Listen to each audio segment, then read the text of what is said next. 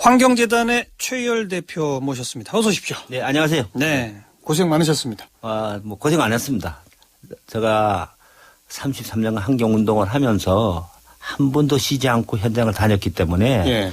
좀 저 자신도 좀 되돌아보고 예. 또 공부도 좀 하고 예. 또 충전을 해야 되는데 마침 그런 기회가 와서 저한테는 도로 많은 도움이 됐습니다. 옥살이가 재충전의 기회였습니까? 네, 그래서 제가 남들이 들으면 좀 이상하게 들을 수도 네, 있어요. 왜냐하면은 제가 처음이면 모르는데 이제 세 번째거든요. 제가 감옥 갔다 오신 네, 게. 예.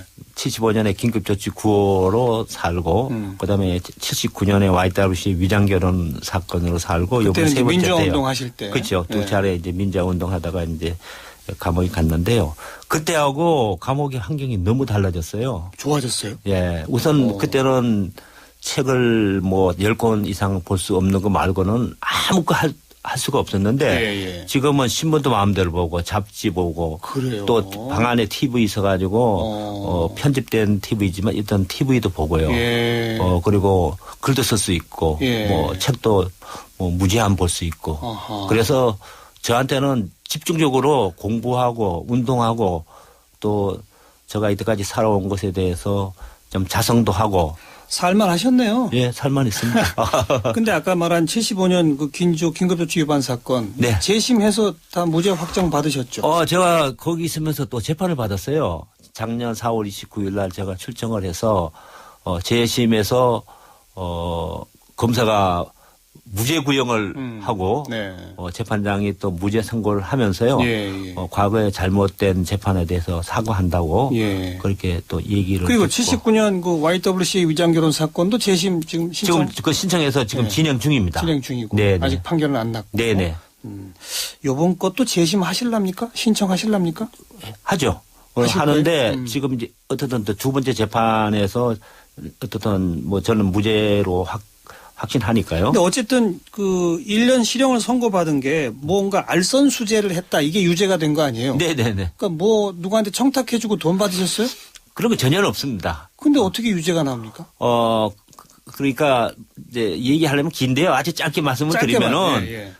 제가 어떻든 대우나 처음에 이명박 당시 대통령 후보께서 예. 부산영화제에서 저보고 대우나를 도와달라 그러더라고요. 그래서 저는 환경운동가로서 대우나 그 절대 도와줄 수 없습니다. 도와달라고 했어요? 예. 오, 예. 그래서 그 후에 이제 곽승준 교수를 보냈더라고요. 예. 그래서 내가 다른 건 내가 도와줄 줄 몰라도 대우나 이런 거는 절대 할 수 없습니다. 예. 그리고 이제 그 촛불 광우병 이제 그게 나고 그리고 이제 다시 추진하는데 네. 다시 이제 대우는 안 되니까 이제 4대 광우 4대 추진하는데 예. 이게 가장 장애되는 사람이 누군가 판단했을 거 아니에요. 예. 그게 어떻든 체열 그리고 이제 단체로는 환경운동연합 그래서 이제 환경운동연합 특수부가 아무튼 뭘 막 했는데 네네. 그래서 뭘 청탁하고 뭘 받았다는 거예요?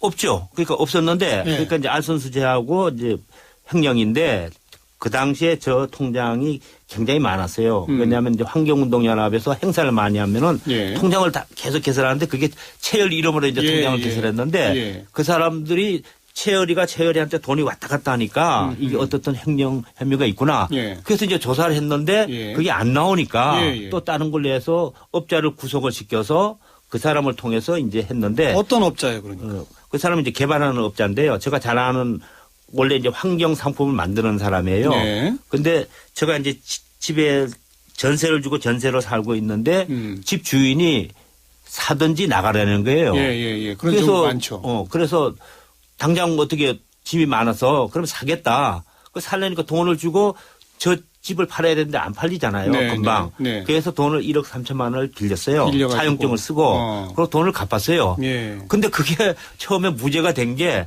항소심에서 심리도 전혀 안 하고 이제 그게 유죄가 된. 어쨌든 그 개발업자한테 이 돈을 빌렸는데 네네. 그것을 검찰 측에서는 빌린 게 아니라 뭔가 청탁하고 받은 거다. 네네. 뭐 청탁해 준 거 있습니까? 없습니다. 없어요? 없고 그 검사가 김광준 검사로 지금 7년형 받았죠. 뭘로 7년형을 받았습니까? 그 뭐 뇌물 사건으로 받았잖아요. 김광준 검사라고 부장검사 특수부. 그 사람이 저 담당 검사였어요. 본인이 뇌물 수수로 지금 7년형으로 네, 감옥에 지금 살고 있습니다. 있습니다. 네. 아무튼 여기까지는 최열 대표의 주장이었습니다. 네네. 네. 그래서 무죄다. 나는 네. 재심 청구하겠다 언젠가. 네네. 합니다. 좋습니다. 뭐 지나간 일은 그렇게 얘기하고 옥살이 고생하셨습니다 했더니 잘 갔다 왔습니다 이 말씀부터 들었는데. 네. 뭐 저 개인적으로는 어떻든 아주 큰 도움이 됐습니다. 그래서 이 지난 2월에 출소하셨고. 네네. 그 환경재단 대표로 복귀하신 건? 이제 한 열흘 됐습니다. 열흘 정도. 네. 근데 그 사이에 또 뭐 미얀마, 방글라데시 갔다 오셨다고요? 네네. 어떤 일로 갔다 오셨습니까? 뭐 저는 어떻든 지구촌 인구의 3분의 2 이상이 아시아에 살고 있는데 아시아 지역의 환경 문제에 관심을 가지지 않고는 저는 환경 문제가 풀릴 수 없다고 생각을 하고요. 예. 특히 이제 아시아가 굉장히 빠르게 변화하기 때문에 에너지도 많이 쓰잖아요. 그렇죠. 그래서 이왕이면 전기 없는 마을에 태양광을 지원해서 불을 밝히면서 그 사람들이 CO2를 발생 안 하는 그쪽으로 가자. 그래서 아시아 지역에 지금 8개국에 금년까지 10,000가구의 태양광 발전을 지금 이제 보급하고 있습니다. 아하. 그래서 미얀마에 지금 1,000개, 예. 1,000가구, 예. 그다음에 방글라데시에 1,000가구 예. 이렇게 이제 보급을 하고 직접 이제 보급된 지역을 다녔는데요.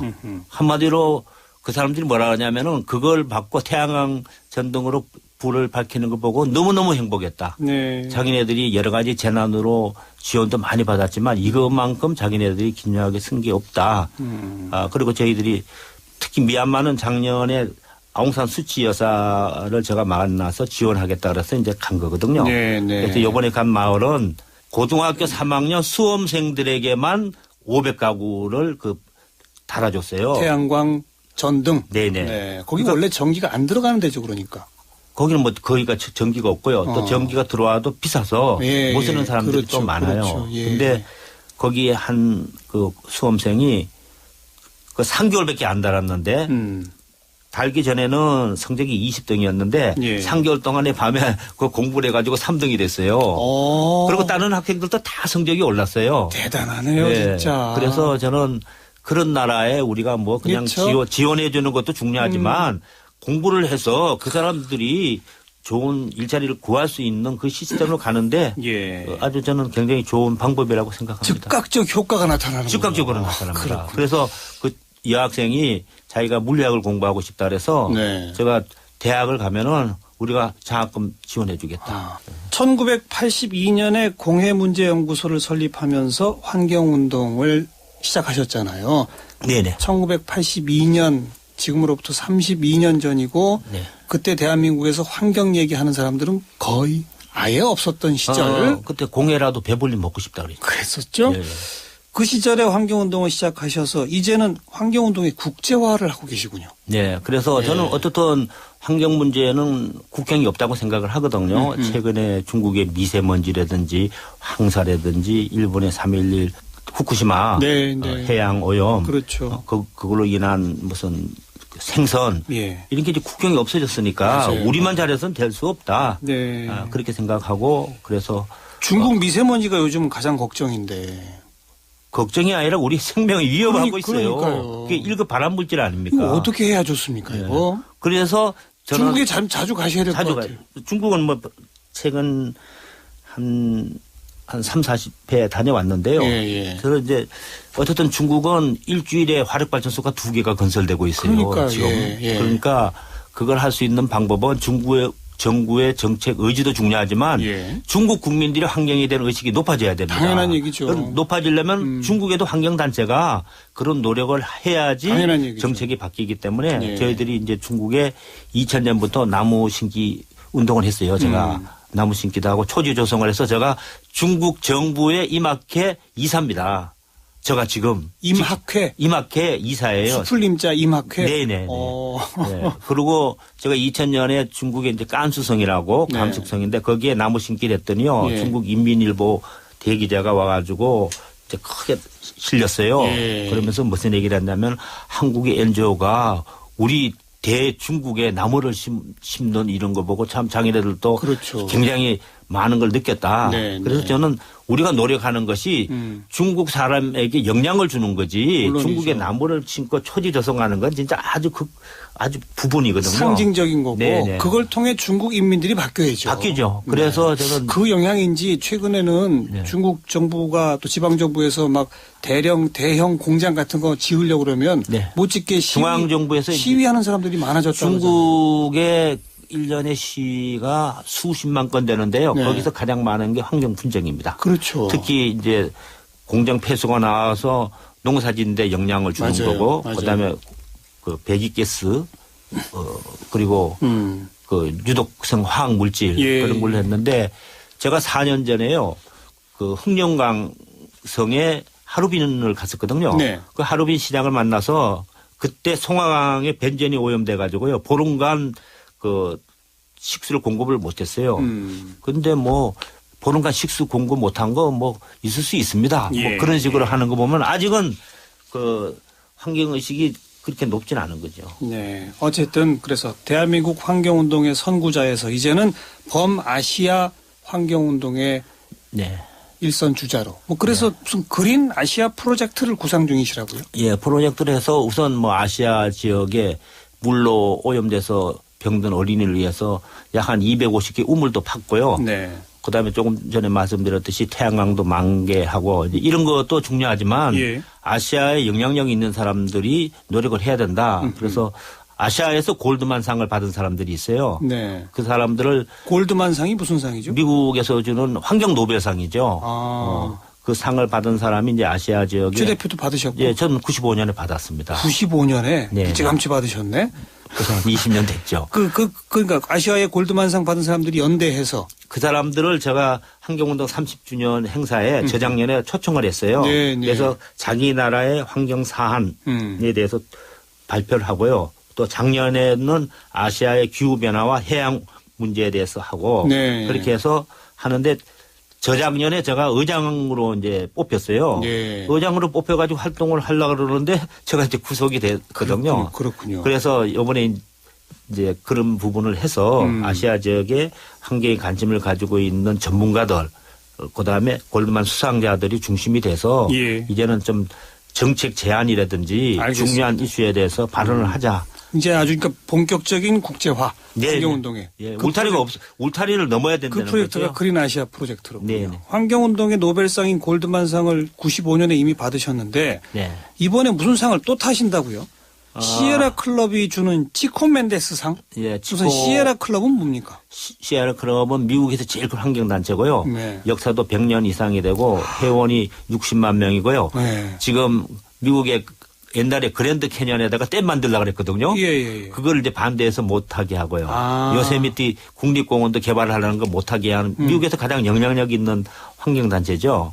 치코 멘데스는 건 뭐예요? 치코 멘데스는 이제 브라질의 아마존 유역을 이제 벌채라고 막 황폐화시키는 것을 반대하기 위해서 하는 환경운동가가 네, 네. 암살당했습니다. 아하. 그 사람이 이제 암살당한 암살까지 당한 예. 치코 멘데스 그 이름을 따서. 길여서 이제 시에라 클럽이 상을 제정을 한 거죠. 네.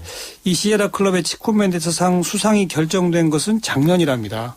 그렇죠. 작년 제가 옥중에 있을 때 이제 옥중에 있을 때. 결정이 된 거죠. 그분들은 그 옥중에 있는 사람을 그렇게 뭐 그것도 알선수재 유죄 판결 받은 분을 그냥 덜컥덜컥 이렇게 시상해도 되는 겁니까? 그래서 이제 그쪽에서는 제가 30여 년 동안 환경운동을 하는 이제 공원 그리고 이제 4대강 사업을 백지화하기 위해서 노력해서 탄압을 받아서 구속이 됐다. 그렇게 해서 이제 수상 결정을 한 거죠. 수상 이유에 그게 들어있군요. 네, 있습니다. 탄압받아 구속됐다. 네네. 알겠어요. 그래서 그 시상 결정은 이미 작년에 됐지만 네. 한국에 직접 와서 상을 시상하신다고요? 네, 요번에 제가 이제 2월 달에 나왔으니까 그분들이 제가 이제 나왔으니까 4월 오겠다. 23일 날 시에라 클럽의 부회장이 직접 와서 시상을 하겠다. 4월 23일. 네. 네. 그래서 서울 시청 태평홀에서 오후 2시에 이제 시상을 하게 됐습니다. 상금도 있습니까? 상금은 뭐 아마 상징적인 거니까 상금은 저 생각에는 없는 걸로 알고 있습니다. 네. 골드만상은 뭐 그때 그 당시에 7만 5천 달러 받아서 전부 다 기부했죠. 그러셨군요. 네. 자, 지금 4대강 그렇게 계속 문제 제기를 해 오셨는데 어쨌든 이제 뭐 완공이 되어 있는 상태고 예. 박근혜 정부 들어와서 감사원도 나서고 뭐 이렇게 해보니까 또 공정거래위원회에서 나서고 해보니까 혹시나 했더니 역시나라고 네, 네. 공사업체들의 담합 다 드러났고요. 예, 예. 검찰에서도 확인이 됐고요. 예, 예. 또 비밀 프로젝트로 대운하를 염두에 두고 넓혔다 깊혔다 네. 확인이 되고 있고 네, 네. 이 지경입니다. 네, 네. 어떻게 해야 되겠습니까 이거? 그래서 제가 이제 그런 얘기를 했거든요. 일반적인 거는 예를 들어서 무슨 큰 사고가 나도 보완이 되지만 이런 거는 국토 환경이나 뭐 나무를 대규모로 벌채됐다. 그거는 진짜 아무리 돈과 시간을 들여도 굉장히 오래 걸리잖아요. 복구 못하죠. 예, 복구가 안 되기 때문에 네. 저는 이제 그걸 반대했는데 결국 이제 반대한 사람에 대한 올바른 이제 심판을 해야죠. 그 당시에 많은 전문가들도 어떻든 거기에 협력, 부역한 거 아닙니까? 맞아요. 예. 부역하고 예. 또 그 추진한 거 딱 세 가지예요. 간단하게. 홍수 방지, 그다음에 물을 많이 모아가지고 쓰겠다. 물 확보. 예. 예. 근데 그 모아놓은 물을 가지고 지금 아무데도 쓰지를 않거든요. 예. 예. 물 자체가 오염이 돼서 녹조 현상이 일어나서 물을 안 쓰죠. 홍수는 제가 이제 이명박 정부한테도 홍수 나는 데만 하는 건 나는 이해할 수 있다. 이해할 수 있다. 4대강 전체가 홍수는 안 나는데 왜 합니까? 네, 그렇게 예. 이제 얘기를 했는데 그것도 안 받아들여졌고 또 결국은 이걸 통해서 굉장히 많은 사람들이 비리 챙겨 먹고 그래요. 이런 거니까 어쨌든 이번 기회를 통해서 정확한 조사를 해서 거기에 따르는 심판을 하지 않으면은 앞으로도 계속 그런 것은 근데 그 조사가 지금 뭐 총리실에서 무슨 위원회라고 만들어서 뭐 한다고는 하는데 네. 하는지 마는지 전혀 지금 과정도 알려지지 않고 있고 그렇거든요. 네.